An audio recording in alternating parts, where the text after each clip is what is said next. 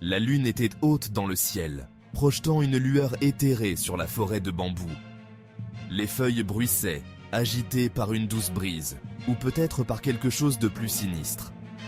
Deux silhouettes se tenaient immobiles, engagées dans un duel de volonté silencieux. L'une, jeune et déterminée, Fang Yuan. L'autre, enveloppée d'ombre, ses intentions obscures. La tension crépitait dans l'air, épaisse et lourde. Chaque bruissement de feuilles, chaque chant de grillons amplifiait l'anticipation. Le regard de Fang Yuan, froid et calculateur, ne quittait pas son adversaire. Il connaissait les risques, les dangers qui se cachèrent dans l'ombre. Ce n'était pas un jeune homme téméraire, mu par une ambition aveugle. C'était un survivant, endurci par les épreuves, son esprit forgé dans les flammes de l'adversité. Le chemin d'un maître Gu était semé d'embûches, une danse constante sur le fil du rasoir. Mais c'était le seul chemin qu'il connaissait, le seul qui offrait une lueur d'espoir. Il aspirait à la force, au pouvoir de se protéger, de façonner son propre destin dans ce monde cruel et impitoyable. Et ce soir, sous le regard vigilant de la lune, il s'emparerait de ce pouvoir, quel qu'en soit le prix. Les maîtres Gu étaient aussi révérés que craints, des figures légendaires dans leur monde. Ils commandaient le pouvoir des Gu, créatures mystiques d'une puissance immense, scellées dans des ouvertures à l'intérieur de leur corps. Ces Gu, chacun unique par ses capacités, pouvaient guérir, tuer, contrôler les éléments et même manipuler le temps lui-même, défiant les lois de la nature. Mais leur pouvoir avait un prix, souvent lourd à porter. Les maîtres Gu étaient liés par des règles strictes, leur vie dictée par les caprices du destin et la nature imprévisible de leur Gu. C'était un chemin de sacrifice, une lutte constante pour l'équilibre entre ambition et survie, un voyage sans fin. L'accord de ce soir était un pari, un jeu dangereux aux enjeux considérables. Le succès promettait une avancée significative sur son chemin, une chance d'acquérir un Gu rare et puissant. Mais l'échec signifiait une mort certaine. Son adversaire n'était pas un maître Gu ordinaire. Les rumeurs le dépeignaient comme étant impitoyable, rusé, un prédateur qui s'attaquait aux faibles et aux désespérés. Pourtant, Fang Yuan n'avait pas d'autre choix. Il était allé trop loin, avait trop sacrifié pour reculer maintenant. Section 6. L'importance de la préparation. Chaque détail comptait, chaque avantage, aussi petit soit-il, pouvait faire pencher la balance en sa faveur. Il avait choisi l'endroit avec soin, la forêt de bambous dense offrant une couverture et amplifiant les effets du Gu de la voix du vent. Il avait préparé des pièges, utilisant sa connaissance du terrain et ses ressources limitées au maximum. Et il avait un plan, une stratégie affinée par d'innombrables simulations mentales. Il ne comptait pas uniquement sur la chance. Il comptait sur la préparation, sur sa ruse et sur la volonté de faire qui lui avait permis de traverser d'innombrables épreuves. Section 7. Le pouvoir de la tromperie. L'effet de surprise était son arme la plus puissante. Son adversaire, confiant en sa propre force et sous-estimant la détermination de Fang Yuan, s'attendait à une victoire facile. Fang Yuan utiliserait cette arrogance contre lui. Il se montrerait faible, désespéré, conduisant son adversaire à un faux sentiment de sécurité. Il exploiterait chaque opportunité, chaque ouverture pour renverser la situation.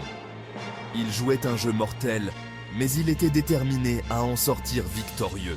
Son cœur battait à tout rompre dans sa poitrine, un roulement de tambour d'anticipation et de peur. Mais son visage restait impassible, un masque de calme cachant la tempête intérieure. Section 8. Le frisson de la chasse. L'air crépita d'énergie lorsque la première attaque arriva.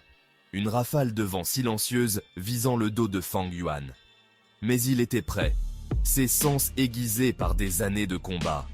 Il se déplaça avec une agilité surprenante, ses mouvements fluides et précis, affinés par des années d'entraînement rigoureux et de discipline.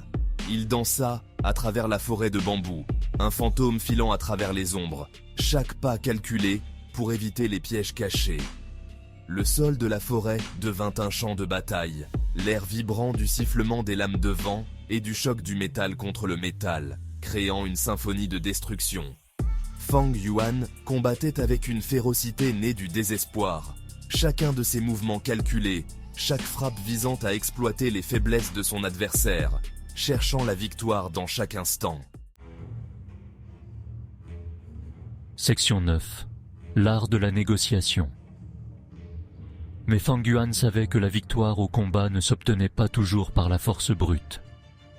Il avait appris, à travers de nombreuses batailles, que la force seule ne suffisait pas. Parfois, il fallait de la ruse, la capacité de négocier, d'exploiter la cupidité ou la peur d'un adversaire. La stratégie et la psychologie jouaient un rôle crucial. Il para un coup, utilisant l'élan pour créer une distance entre lui et son adversaire. Chaque mouvement était calculé, chaque geste avait un but précis. « Pourquoi faites-vous cela ?» demanda-t-il. Sa voix ferme, malgré l'adrénaline qui coulait dans ses veines. Il savait que les mots pouvaient être aussi puissants que les armes. Il y a sûrement un autre moyen. Ses yeux cherchaient une lueur d'hésitation chez son adversaire. Ses paroles, soigneusement choisies, étaient destinées à semer le doute, à faire en sorte que son adversaire s'interroge sur le coût de ce combat. Chaque mot était une arme subtile. Chaque instant qu'il pouvait gagner, chaque once de doute qu'il pouvait instiller, augmentait ses chances de survie. La négociation était un art, un jeu d'esprit aussi dangereux que le combat lui-même. Section 10. Le poids d'une promesse. Son adversaire hésita, une lueur d'incertitude dans les yeux, comme s'il pesait le poids de chaque décision. Feng Yuan insista sur son avantage, son regard perçant et déterminé. « Que désirez-vous vraiment » demanda-t-il, sa voix douce mais insistante, résonnant dans le silence de la forêt. Le pouvoir, la richesse, ou peut-être quelque chose de plus profond, de plus significatif. Je peux vous aider à atteindre vos objectifs sans effusion de sang, ajouta-t-il, ces mots porteurs de promesses et de possibilités. Il fit une promesse, un pari risqué, offrant ses services en échange de sa vie et du gu qu'il recherchait, un engagement scellé sous la lumière de la lune. C'était un jeu dangereux, joué sur les désirs et les ambitions d'un prédateur impitoyable, chaque mouvement calculé avec soin. L'issue était incertaine, la frontière entre le succès et l'échec ténue, chaque décision pouvant changer le cours du destin.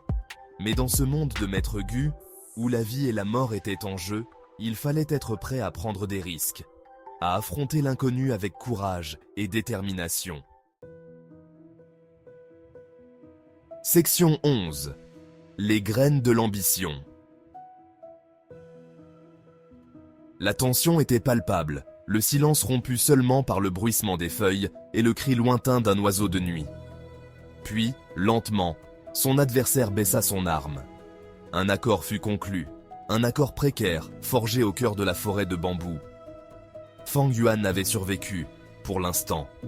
Mais la rencontre avait planté une graine dans son cœur, une graine d'ambition qui murmurait des sommets plus élevés, d'un avenir où il ne serait plus une proie, mais un prédateur au sommet de la chaîne alimentaire. Section 12. Un aperçu de l'avenir. Alors que l'aube pointait, peignant le ciel de teintes d'or et de pourpre, Fang Yuan s'éloigna de la forêt de bambous, le rare gu de la voix du vent bien en sécurité. Il avait parié et gagné, mais la rencontre l'avait changé. Il avait regardé la mort en face et en était sorti victorieux, sa détermination renforcée, son ambition enflammée. Le chemin qui l'attendait était long et semé d'embûches, mais il le parcourait avec une détermination inébranlable, car il avait entrevu son destin, et c'était un destin de puissance et de gloire.